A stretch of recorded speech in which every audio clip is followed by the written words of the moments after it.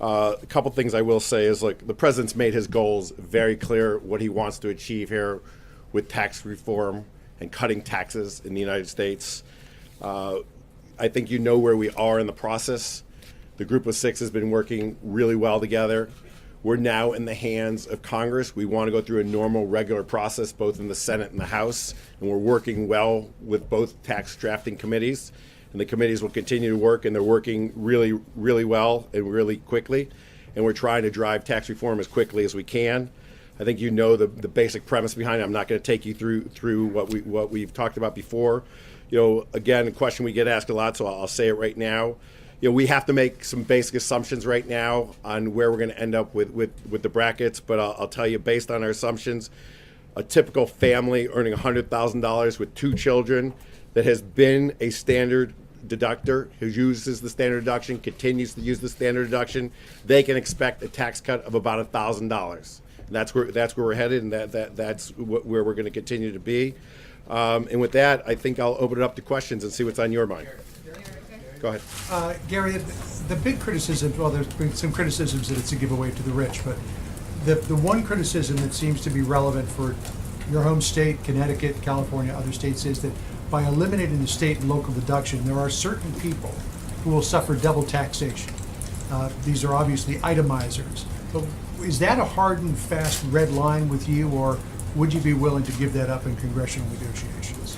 Our plan is based on lowering rates and expanding the base. It's very simple if you think of what we're doing. You expand the base by getting rid of the loopholes that the wealthy taxpayers have used to pay tax on less of their income. So we have designed a plan where you're going to pay a lower rate, but you're going to pay it on more of your income. That is a basic core premise of our plan, and we're committed to it, and we're sticking with it. But the criticism is that there are some people in the middle income for whom this tax cut is supposed to be beneficial because they itemize, who might get hit by that. So just to remind everyone in here, 25% of American families today itemize. That's it. 75% of American families do not itemize. So when you're talking about itemizers, you're talking about 25% of the population. We also have many things that we're doing in the tax plan to help out American families. We're lowering tax rates. We're going from 7 rates to 3 rates. We're expanding the 0 rate up to $24,000 for that family. First $24,000 of income, they will pay 0 on. We're lowering the 15% rate down to 12%. So the next rate will be 12%. We're doing things to help that family. We're expanding the parameters for child care greatly. We're really going to move the upper bound to who's eligible for child care up to a substantially higher income level. So that family may be eligible for more and more credit. You have to look at this plan in its entirety.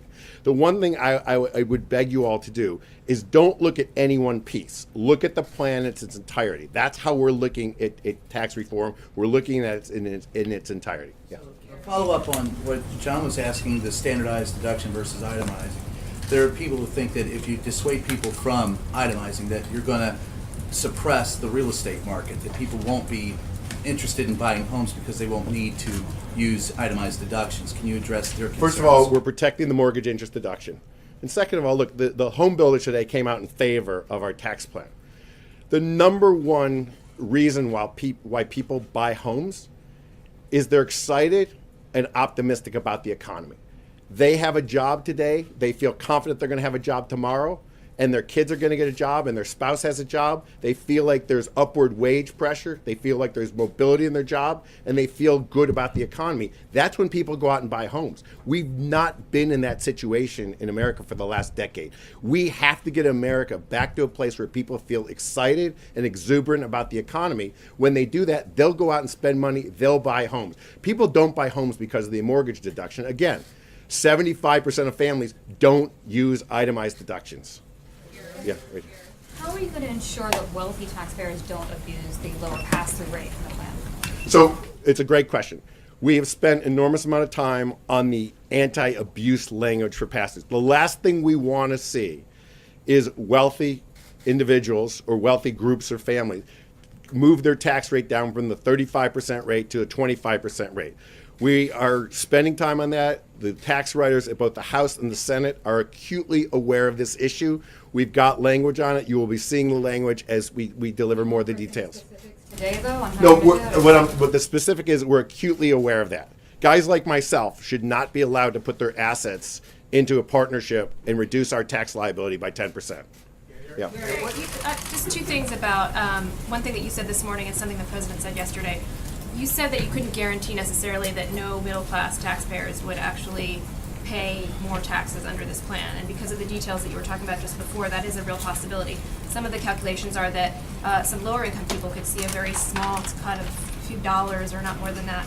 So is it a red line for you and for the president that that all middle-class taxpayers see a cut under this plan? And then secondly, the president said yesterday that this tax cut would not help him. In fact, he said in Indiana that it would be bad for him.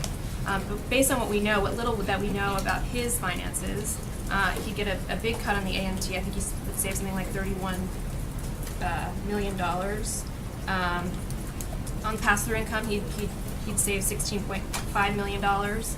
He'd obviously save a lot not paying the estate tax, his heirs would.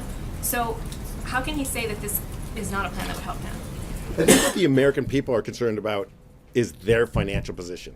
I think what they're concerned about is when they go to work every week and they get their paycheck at the end of the week, how much do they get to keep?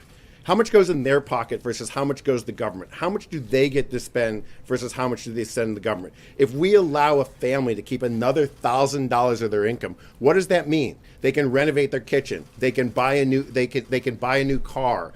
They can take a family vacation. They can increase their lifestyle. That's what our tax plan is to do. Our tax plan is aimed to return more income back to hardworking Americans. That's what we're trying to do here. Speaking of pass-throughs and the president saying that this tax plan wouldn't benefit him, don't you think it would be a good idea if the president proved that by releasing his tax returns?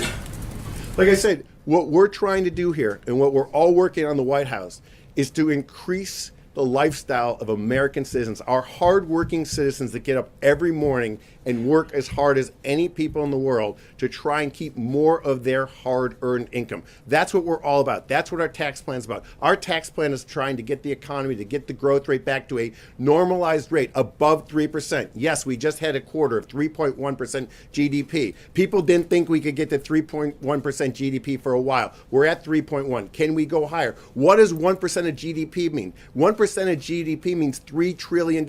It more than pays for a tax cut. That's what we're trying to do with our tax plan. Yes. If you can't guarantee that all middle-class Americans won't see, or some middle-class Americans won't see their taxes go up, does that contradict the central promise of this plan to help all middle-class Americans? Our tax plan is aimed at making sure we give middle-class Americans a tax cut. We are going to give middle-class Americans a tax cut. That is what we are spending all of our time on.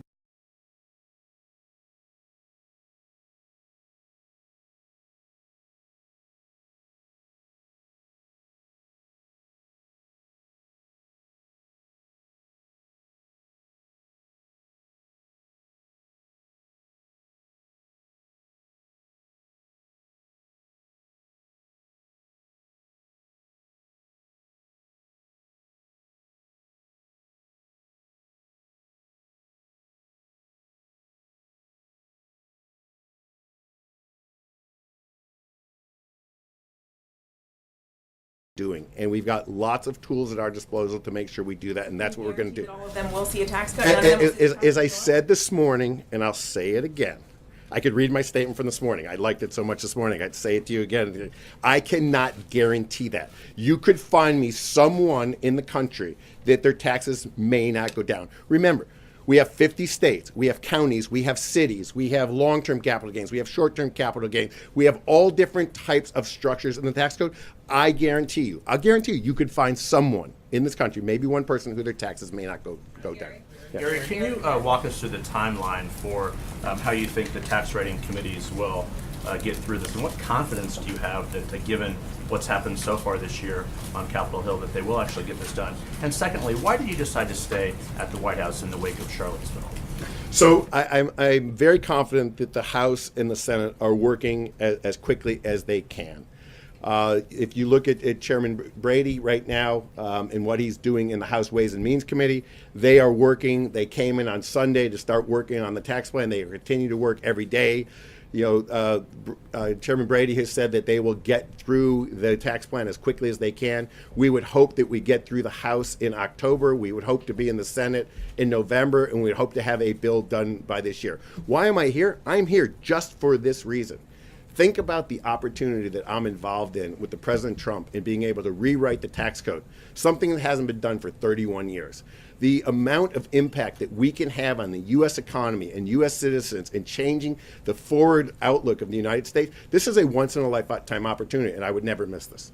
Gary, one follow on that, and then my question, which was, does that mean when you're done with tax reform that you will no longer be at the White House? Did you mean to imply that? But when you talked about... There are many more once-in-a-lifetime opportunities at the White House. We'd love to hear what would make you stay. On the child tax credit, which we have heard Ivanka Trump talk about, campaign on, can you give us any kind of description as to what that will look like? I know it's still being written, but what is the goal here? Will it be refundable? What are some of the broad outlines? So I think we said in our outline yesterday, if you read it, the existing child care credit is refundable and will stay refundable. The additional money that will be put into the credit will be non-refundable. We want to encourage people to work. We want to have people have taxable income to take the credit against. The size of it, we're still working out as that is what range in mind. we have a range in mind. Yes. Can you give us an We're sense of continuing that? to work on that range. Again, we are working on delivering a large middle income tax cut to American workers, one that they rightfully deserve. Let me go back to the room. Eamon? Thank you. The Committee for Responsible Budget said that the plan will add $2.2 trillion to the deficits. Are they wrong? We think they're wrong, but we think they're wrong because the way they score. But let's not argue if they're right or wrong. Let's not argue that. We firmly believe that this tax plan will have a dramatic impact on economic growth. We know that 1% change in GDP will add $3 trillion back. So if they're right, we're only going to pay down $800 billion of the deficit. I'll live with $800 billion pay down. Amen? Gary. Thank you, Gary. I appreciate it. Thank you, Gary. I appreciate the opportunity. On the corporate side, your critics say that on the repatriation of overseas assets, that history would show that companies don't always use those assets when they're repatriated to invest in manufacturing and jobs and the things that you guys are talking about. They do share buybacks and other financial engineering. How can you guarantee that that won't happen this time? So look, we've heard that numerous times. If that's our worst case scenario, that companies repatriate their money and they use it for share buybacks and dividends, what happens? They buy back shares, they issue dividends. They pay the repatriation tax, we get another 20% tax on capital gains or dividends, and then the people that get that money back do what? They reinvest it back in the economy, in new investments, in new capital. We're putting some very enticing rules into the system that will entice people to invest capital for the next 5 years. We're giving people a 5-year write-off that they can instantly expense. So look, if that happens, that's fine. We know that money will get invested right back in the economy and drive jobs, drive economic growth, drive wages, and drive prosperity. Right over here. Thank you, Gary. You've been asked a question twice and you didn't answer. I'd like to get you to answer this because I get your messaging on the middle class. You've made that very clear. But this tax plan as it stands now appears that it will benefit the president and his family. Why not just be candid about that? Look, I've told you it will benefit the middle class. I think that's what American taxpayers care about, what they take home. They care about what they have to spend. That's what they care about. That's what I care about. I care about what I pay in tax. I bet you care about what you pay in tax. The president's message is here too, and he's saying he won't benefit, yet it appears as though the way this is put together, he actually will. And it gets to the idea of wealthy Americans around this country, which people do care about. So can you just speak to that? let me take you through the components that you're all obsessed upon for a minute. And Sarah's going to yell at me because I'm taking too long here. So you all talk about the death tax, and that being a great benefit. The two biggest drivers for repeal of the death tax are the NFIB and the Farm Bureau. That's small businesses and farms. Those are the two organizations that spend the most time lobbying on the repeal of the death tax. Death tax has the biggest effect on them, small businesses and farms. Wealthy Americans do a lot of estate planning. They can use trust. They can use all types of things that are legal within the tax code to make sure they don't pay death tax. On the AMT, I'm not going to get into deep calculations on AMT, but at a broad brush level, when you do the AMT, once you get rid of the deductions of state and local taxes, that's the biggest add back in AMT.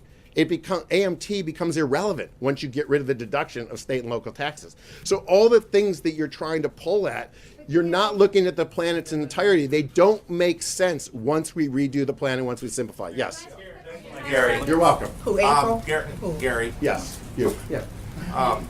Just as a follow-up question on that, in your penultimate appearance of this group, you said that I cited to you the worry of groups such as Jim Martin and the 60-plus Seniors Association that you were going to drag out repeal of the death tax, that it wouldn't be immediate, and you said at the time it was immediate. Is that final? Is it going to be an immediate repeal and go off the books as soon as the new tax reform package is passed? In our outline, it's immediate. It's immediate. And the same with the alternative minimum tax? It's immediate. Everything's Gary, can I ask immediate. a- The only thing that phases out is the 5-year expensing, is a 5-year expensing. Yes. Speaking of small businesses, let's start negotiating, because yesterday Senator Schumer said that Democrats may be willing to work some kind of small business tax relief into whatever comes out of all this. Where do you start negotiating on that? What offer do you want to make, perhaps, to the Democrats? Our offers, our opening offer and our final offer are on the table. We were happy to start at 25, and we're happy to go lower, and we're happy to start at 20 on corporates and go lower. So there's our opening offer. If he wants to counter something lower, we're very negotiable. Thank you. Gary, can I follow up? One more?